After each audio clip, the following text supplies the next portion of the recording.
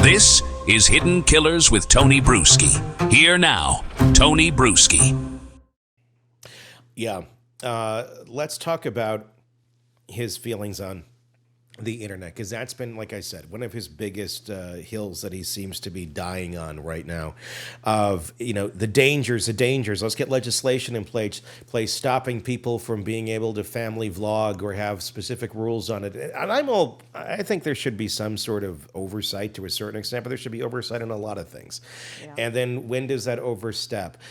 This seems just more common sensey to me, because there's thousands of people out there who blog personally or vlog or put their family out there. And a majority of them don't have this problem. A majority of them didn't turn into a cult. They didn't start abusing their children, and they didn't start doing horrible things. This seemed to be kind of more of a one-off. I mean, certainly there has been others out there, but it's not the common, and just by sheer numbers, you're going to have some that are off. So the fact that he's going down this sort of, it's so dangerous doing this, I don't think that's the danger. I think the danger is more so you're just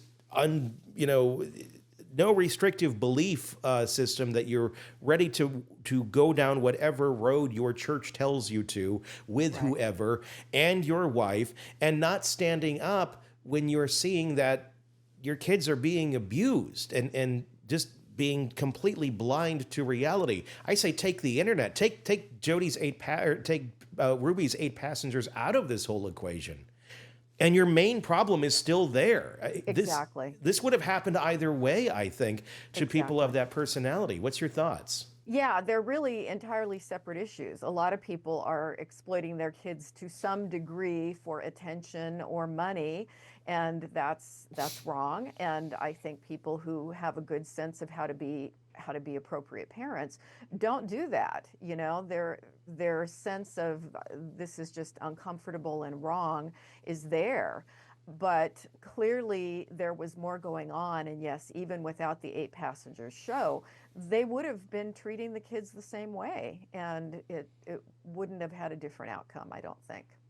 Is this mainly like a coping mechanism, as you were saying earlier, kind of for him to try and slowly take the journey of wrapping his mind around it, where just jumping all the way to, look, you were just an idiot at the end of the day, is just too harsh because of the realization of what he did put his children through by not being there, so he has to kind of wade into that pool first? Yeah, I think so. This is just part of the story, and it's an easy scapegoat. Because everybody is talking about this now and saying we shouldn't exploit kids and it isn't good for them. Yeah, duh, but that's the low-hanging fruit here. There was a lot more wrong than just that. He is now seeking legal custody of his minor children.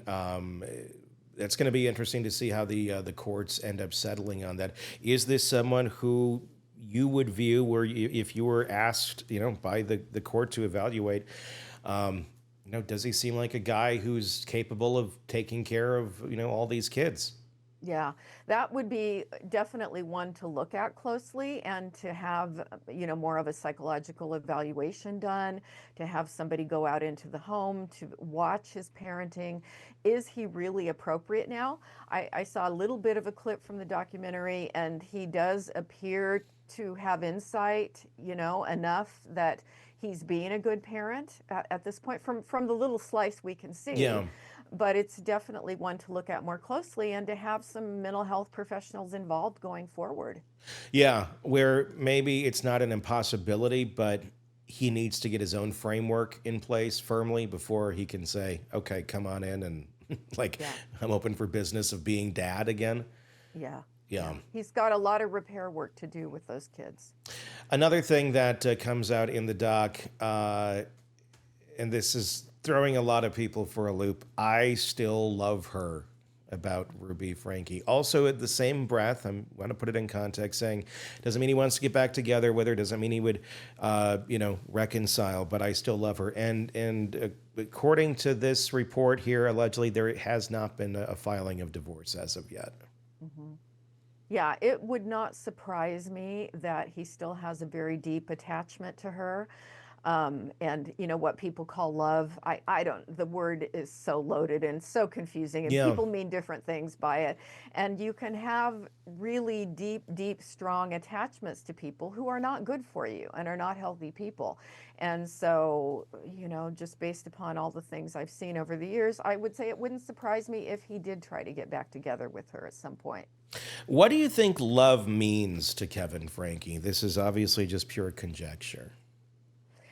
I would guess that to some degree he has an idealized view of her and may still not completely appreciate the cruelty that was involved here.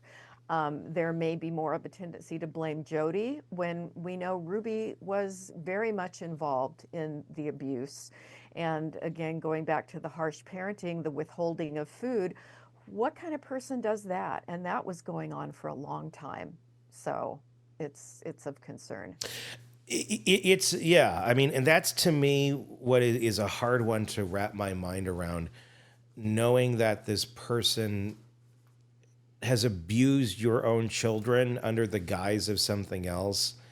Literally brought this quack into their house and believed that it was a great idea for her and his wife to sleep together in the same bed. Yeah. Believed that demons were like Demons. possessing the children. And I mean, and then there's a whole chapter there where they're talking about paranormal things happening in their house, like cabinets opening and all that Yeah. stuff. And to keep going, I guess that there, maybe it's not such a hard thing to understand that someone could still love someone when you can easily go down these other roads and have gone down these other roads so willingly. It seems to be a very meldable mind. Very much. And it comes off extra strange with him because he's clearly not a stupid person. He's Yeah. a well-educated man and does well academically and professionally. And so it's not a case of someone who's just so incredibly naive, but it does speak to somebody who has a tendency to believe things that aren't true, obviously. And so that, again, moving forward, raising kids, that's a concern. Is he going to be vulnerable to other bizarre belief systems that are harmful?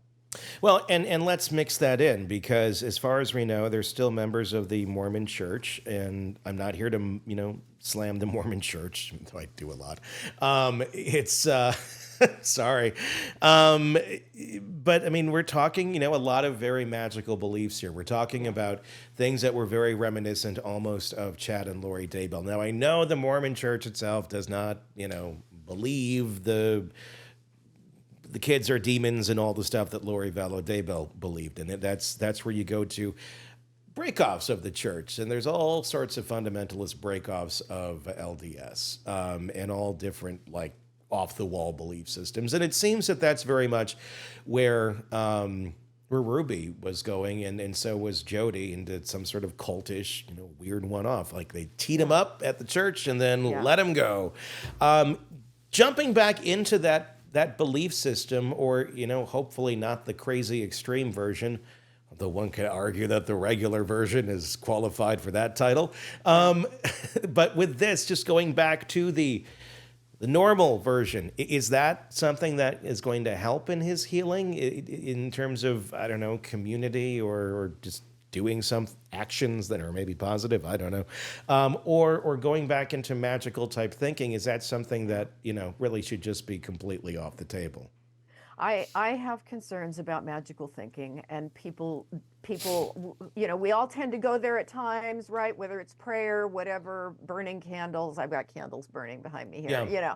It's just soothing, it's calming, right? And so people are always looking for ways to feel better. And you mentioned the word community, to find social support, which is good for them. But nonetheless, we see the dangers here. And when magical thinking is determining how we behave in real life, I prefer to see people grow out of it. You know, I was raised in a very strict religion as a kid. By 18, 19, 20, I was done with it. And I'm very removed from the way I was brought up at this point. And I think that's healthier. That may just be my bias, you know, based upon my history. But if I were working with him as a clinician, I would love to see a lot of questioning going on and less blind faith and more of a sense of what is reality here and what is the truth, what was my role in all this, and what do my kids need moving forward. Yes, and I think that would be great, and I hope that he's able to do that and provide that for his kids going forward.